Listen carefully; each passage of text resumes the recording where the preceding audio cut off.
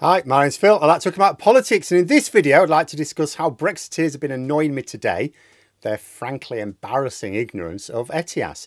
It's this unique combination they've got of basic level ignorance and raging against things which they actually, when you look at it, support. Particularly painful when you listen to read or what they have to say about ETIAS, and they don't even know what it is.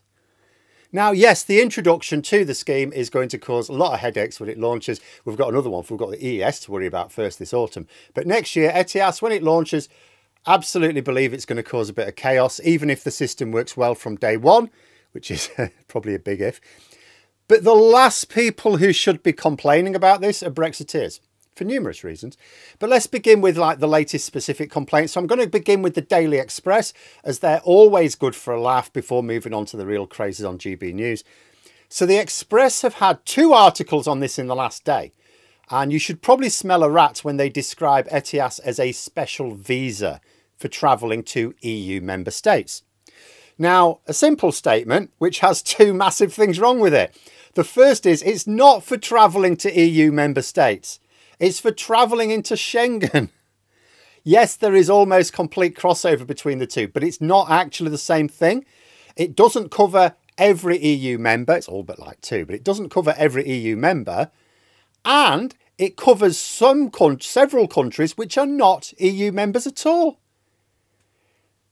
Second, it's not a special visa. ETIAS is a visa waiver, which means it's the opposite of a visa. It's you have this so you don't need a visa.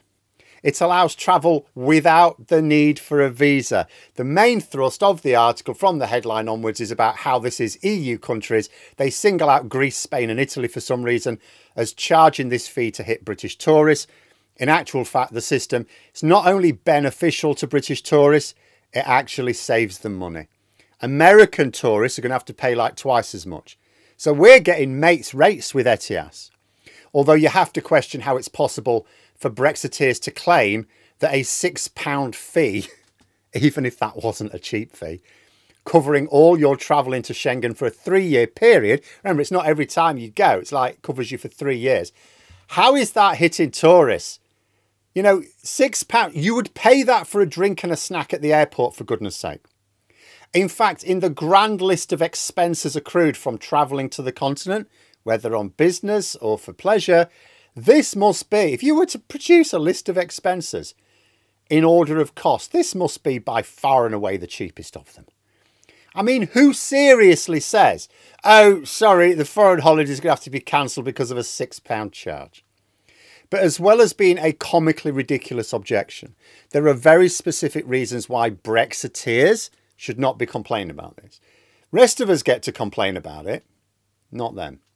The first is the reason ETIAS has been developed is to strengthen border security. Aren't they all about securing borders?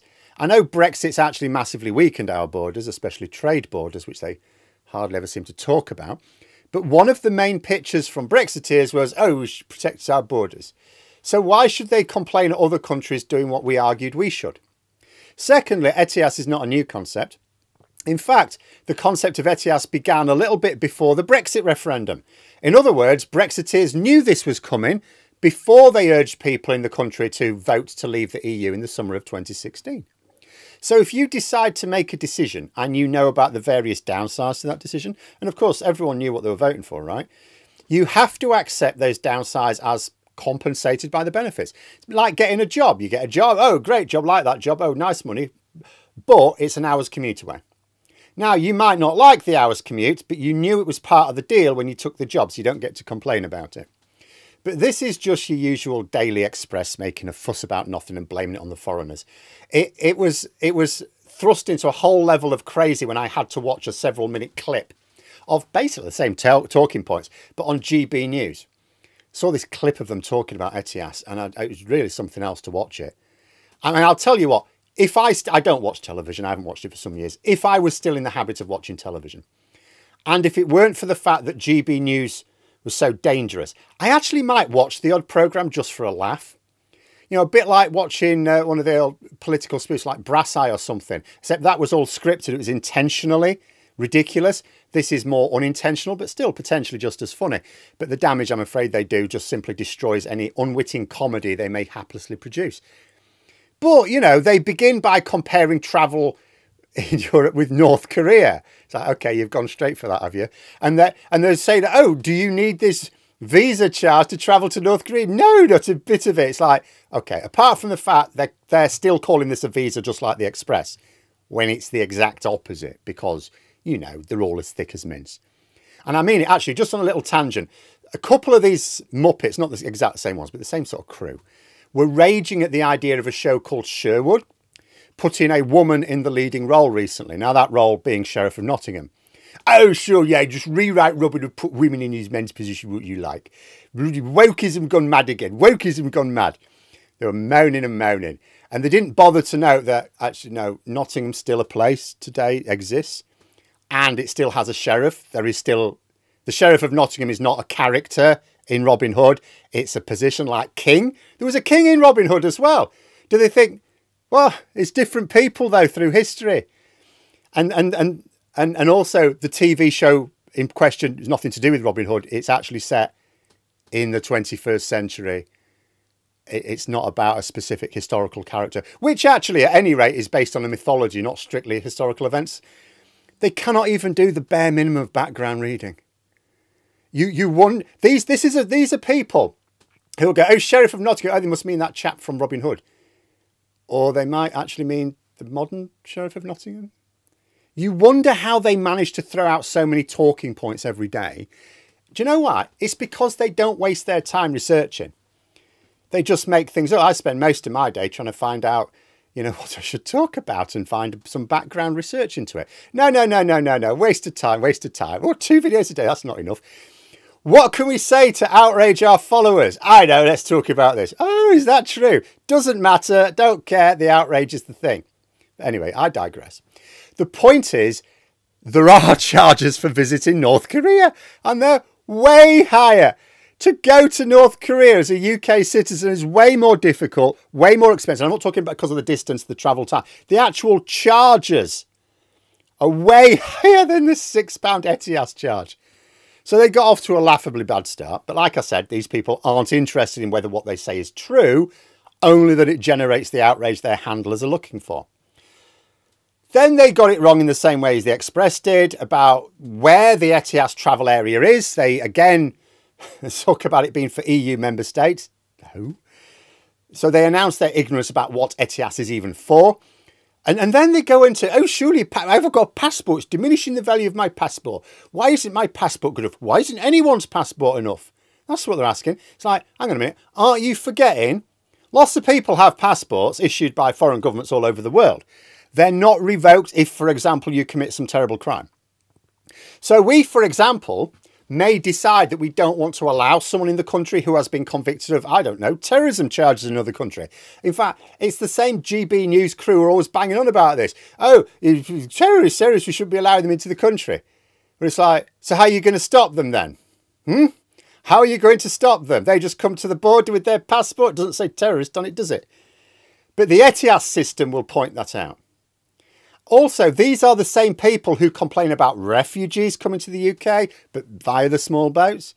Do none of them wonder why they take a dangerous channel crossing in a dodgy boat, having paid quite a lot of money for it to people smugglers, instead of just getting on the ferry? It's cheaper and safer. Do they never think about these things? Loads of those have got passports. They've got passport. They fled their country with passports. But those passports don't grant them entry into the UK. They need a visa for that. They're talking as if like having some document or having some system that sits alongside a passport is like new. If the UK officially had a position of accepting that a passport is good enough to gain entry to the UK, you just had to turn up at the border. Here's my passport. Oh yeah, that's a passport. In you come. You know, then refugees would just do that. They would do that. And then when they're our side of the border, they would then claim asylum. Easy. That's, you know, easy. They don't, because we would block them from entry at the other side. Because do you know what? A passport isn't good enough for entering the UK. And there is no visa for claiming asylum, hence the small boats. Actually pains me that you can get such obviously ridiculously childish statements being broadcast like this. You know, it's one thing for these privately owned media organisations to deceive the public. I think the government should legislate against it, but I get the motivation. You've got this small band of billionaires, right? They're fleecing the world's population, not just us. But in a largely democratic, civilised world, they need to con their victims into voting for their own executioners. It's a tough sell. So buying up the media was the way to go. But that they can get away with making these sort of statements that are just so ridiculously easy to expose, it's painful. ETIAS is not a visa. It exists to allow tourists from certain countries to travel without a visa. Actually, we're like a favoured country in being part of this system. It will be a massive pain in the arse when it first launches. We get to complain about that. Those of us who argued against Brexit get to complain about that. They don't. And the reason it'll be a pain is because everyone will be sorting it out at once. And new systems tend to have glitches, which I can't imagine will be fun. But once the launch has been done, once it's been done and they've dealt with the backlog and it's all fine, it's a year later, say, it will actually be a simpler system for regular travellers than the current system.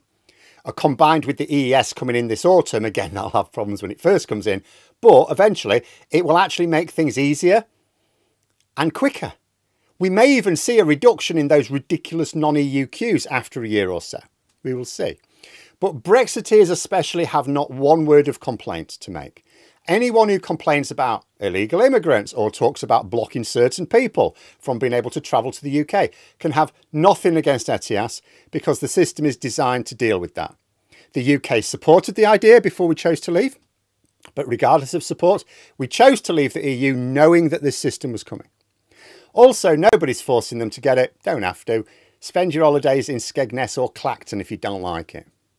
But there we are. Those are my thoughts. If you enjoyed the video, please subscribe for further content and click the like button. You can also sign up for memberships if you'd like to support the channel further. Thanks for watching. Until next time, I'll see you later.